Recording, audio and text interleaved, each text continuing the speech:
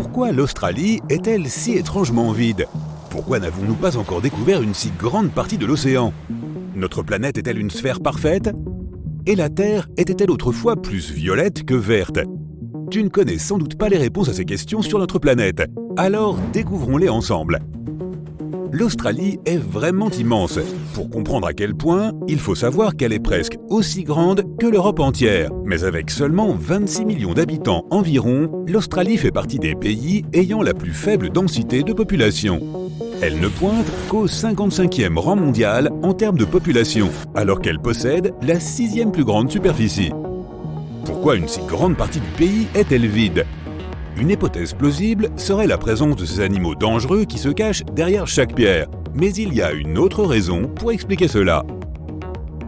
La sécheresse de l'Australie fait que 85% de sa population vit à moins de 50 km des côtes et 80% vivent sur la côte est où les précipitations sont plus fréquentes.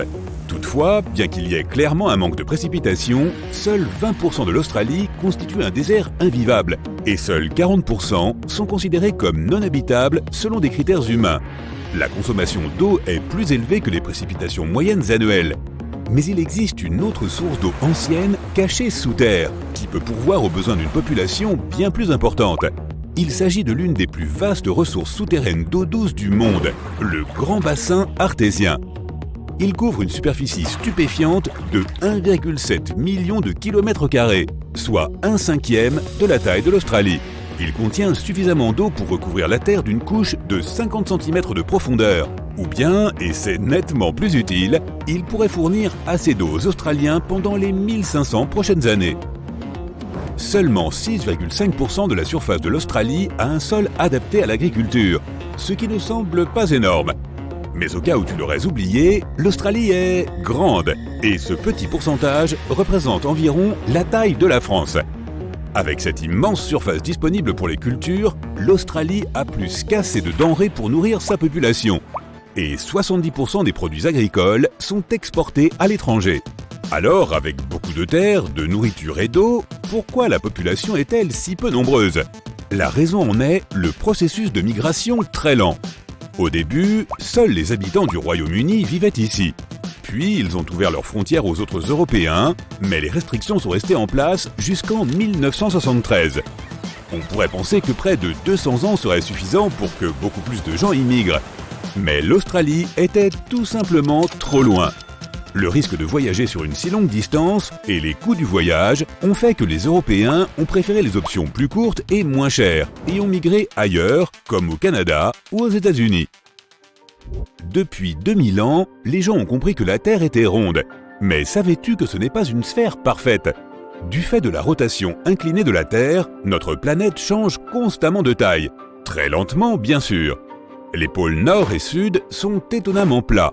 La Terre ressemble davantage à une boule que l'on écraserait. Imagine une main géante dont les doigts exerceraient une pression sur les deux pôles. À cause de cette pression, l'équateur est un peu gonflé vers l'extérieur. En plus d'un champ gravitationnel inégal, la Terre a beaucoup d'irrégularités dans sa propre gravité, certaines positives et d'autres négatives, ce qui crée une surface inégale, rocheuse et bosselée. Certains endroits sur Terre ont plus de gravité que d'autres. Si tu te pesais le long de l'équateur, tu pèserais 0,5% de moins qu'au pôle. Enfin, ça ne vaut pas la peine de faire le voyage juste pour changer de poids. Si tu mesurais la distance entre le centre de la Terre et le point le plus éloigné de celle-ci, tu serais choqué de constater que ce n'est pas le mont Everest qui arrive en tête. Non, ce point se trouve au niveau de l'équateur, là où la planète a une sorte de bourrelet. Le volcan équatorien Chimborazo serait en fait le point le plus haut de la Terre, car il est le plus éloigné du centre. Il nous reste encore environ 80% de l'océan à cartographier, ce qui est à peine croyable étant donné la quantité du système solaire que nous avons déjà exploré en comparaison. Toutefois, nous connaissons de nombreux détails incroyables sur l'océan. Il couvre plus de 70% de la surface de la planète, abrite 94% de la faune et de la flore terrestre, et grâce à la vie qu'il abrite, jusqu'à 80% de l'oxygène de la planète y est produit, principalement par le plancton, les algues et les bactéries. L'un des endroits les plus célèbres déjà cartographiés est la fosse des Mariannes. c'est le point le plus profond de la Terre, avec une profondeur de près de 11 000 mètres, soit pas moins de 5 fois la longueur du Grand Canyon, et davantage que la hauteur du mont Everest. Elle abrite aussi l'un des fonds marins les plus anciens de la Terre, resté à l'écart pendant environ 180 millions d'années. La pression au fond est de plus de 1000 bars, mais bien que ce soit 1000 fois plus que la pression normale, la vie y est toujours florissante. Dans tout l'océan, on estime que plus de 3 millions d'épaves gisent dans ces profondeurs troubles. D'innombrables artefacts y reposent intacts et il pourrait y en avoir plus que dans tous les musées du monde. La dorsale médio-océanique est la plus longue du monde, atteignant 64 000 km, soit près de 10 fois la taille de la cordillère des Andes, qui est la plus longue chaîne de montagnes sur Terre.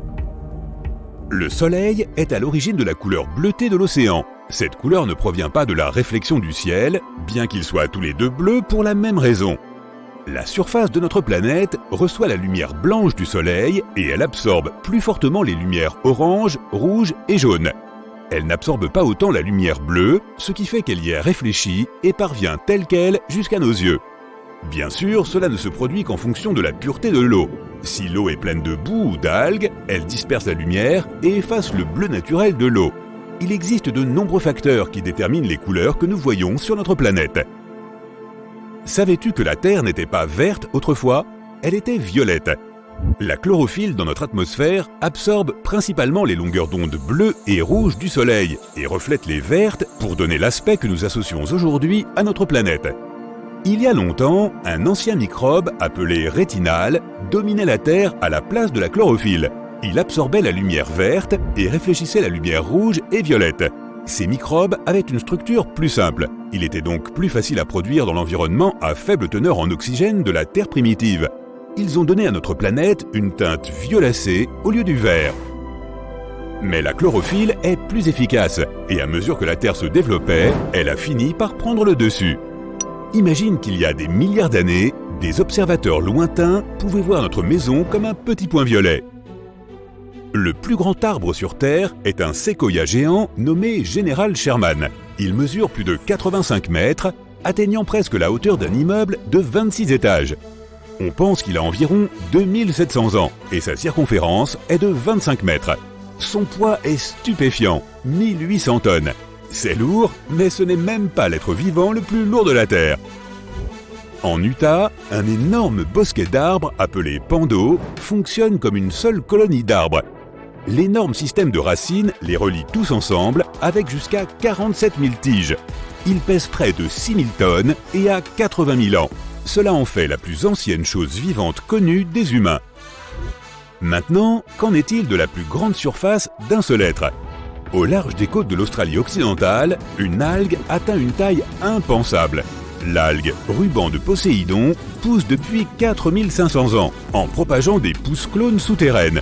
Elle est entièrement connectée et partage le même ADN avec la plupart de ses pousses.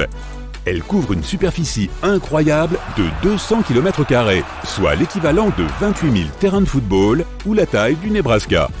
Et elle ne s'arrêtera pas là, car elle continue de grandir de 60 cm chaque année. Il est difficile de se représenter l'ampleur de ces êtres. Alors imagine si en plus ils étaient violets.